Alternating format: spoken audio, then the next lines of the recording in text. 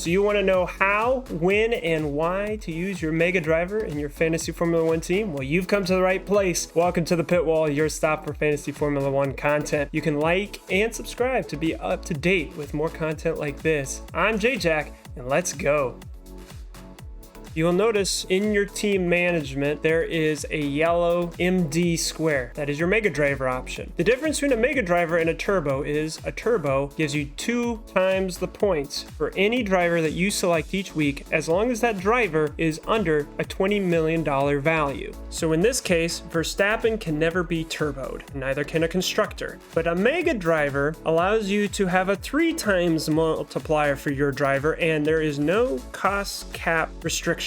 You click on it, it'll give you a brief summary. You're only allowed to use a Mega Driver twice per season. Once in the first half, which would be rounds 1 through 11, and you can use a second one during the second half of the season, between rounds 12 and 23, which begins at Spa. If you do not use a Mega Driver in the first half of the season, you do not get to roll it over to the second half of the season. You lose it. You gotta use it or you lose it. Here is the trick. When you have a driver, they will get a race and quali streak if they finish in the top 10 for the race and for quali. If you're able to get both to sync up at the same time, you will get a bonus 15 points. Well, then that means that over the course of 23 races, you have 4 opportunities to get a Mega Driver to synchronize with this quali and race streak bonus. That means you have 2 in the first half and 2 in the second half. So let's see, when is most of the people using their Mega Driver? Right here in the summary page of the Fantasy Formula One website, you can see most Mega Driver plays. Right now, 134,000. Over half the teams in the global league have used Verstappen as a Mega Driver, and over a quarter have used Hamilton. Everyone else is single digits. And the reason why these 2 guys are the main people to be used for Mega Driver is because of their scoring potential.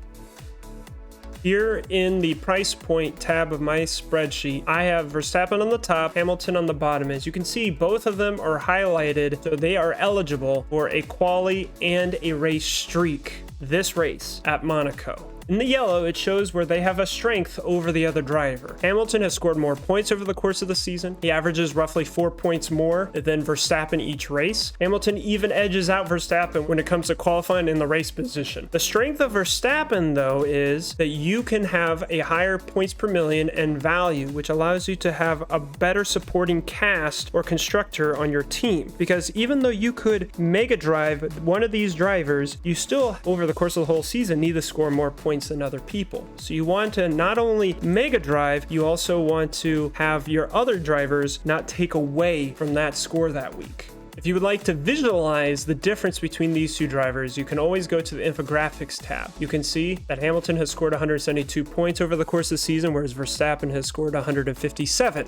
If you go over to the right, you will see their position comparison. Hamilton is averaging first position, Verstappen is 2, and they're not really changing spots. That can all change, but that is how it has been over the course of the first 4 races. If you look at the top scorers, the top 6 drivers over the course of this season, you will see that Verstappen and Hamilton are in a league in their own. And those are the 2 people that you want to focus all your attention on. And then lastly, you will see that in their teammate battle, Mercedes and Red Bull are very similar. Hamilton and Verstappen beat their teammate 88% of the time in qualifying and in the race, which means that they're going to get more bonus points. You have a higher percentage of not only getting your base points, your bonus points, and then these race streaks this race.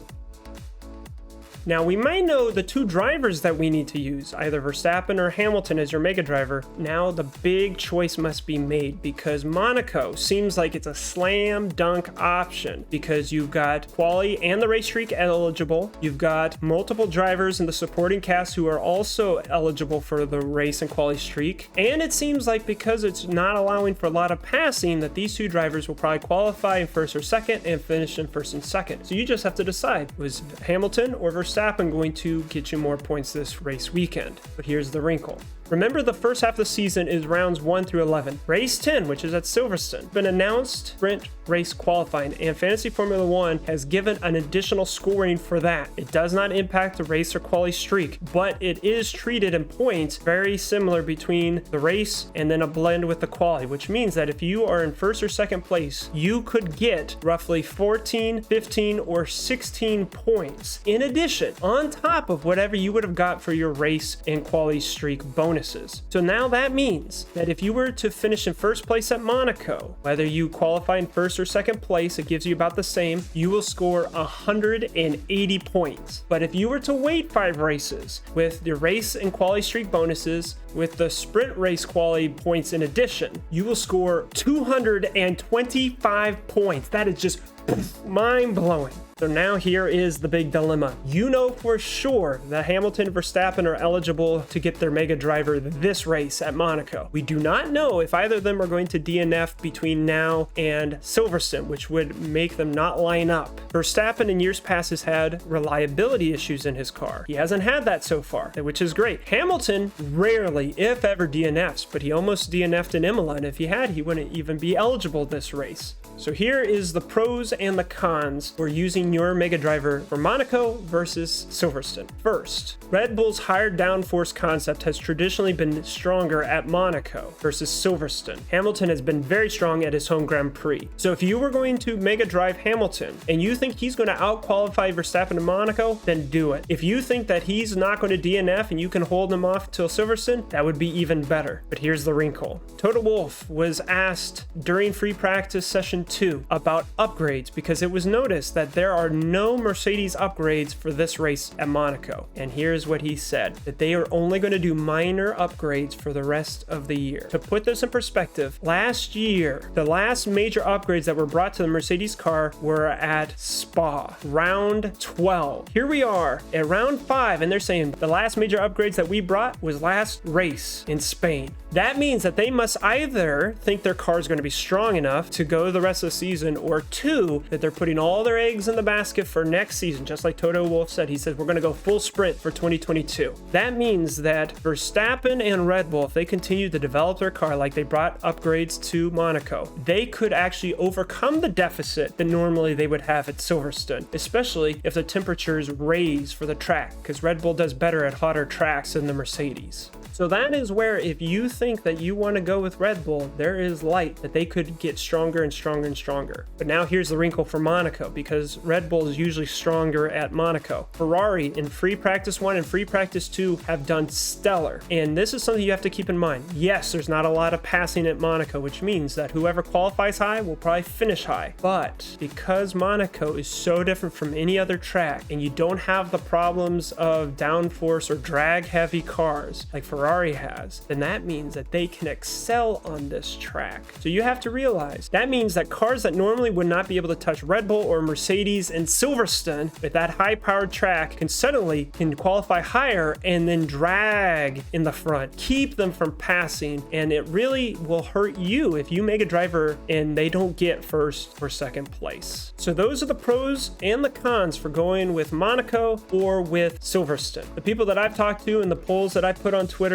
have shown that it is so difficult to decide on which one to go with. The adage has always come back to the same idea.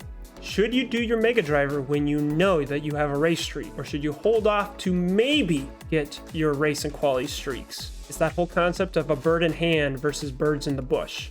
So it's up to you on whether you think that Verstappen or Hamilton are going to continue their trajectory and make it safely to Silverstone. And there you have it. We took an analysis of how and when you should use your Mega Driver in the first half of this season so you can make the best decision for your team.